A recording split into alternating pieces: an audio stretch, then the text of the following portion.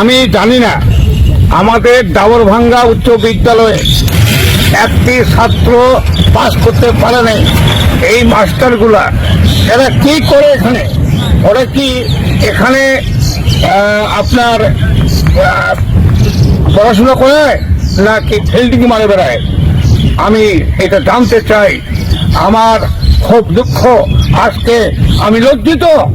আমাদের হাই স্কুলে একটি ছেলে 5টা পর্যন্ত করতে পারে নাই, খুব দুঃখজনক। পরীক্ষার্থী ছিল 10 জন। রেজাল্ট কি আপনাদের? আমাদের শূন্য হয়ে গেছে। কি কারণে একটু বলবেন? ছাত্রছাত্রীগুলা মানে ভালো একটা ছিল না, দেশটাই খারাপ ছিল।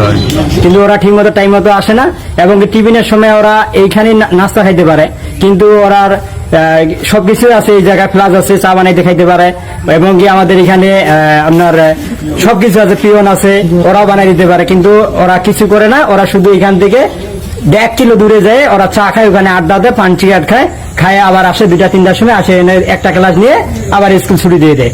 এটা কোন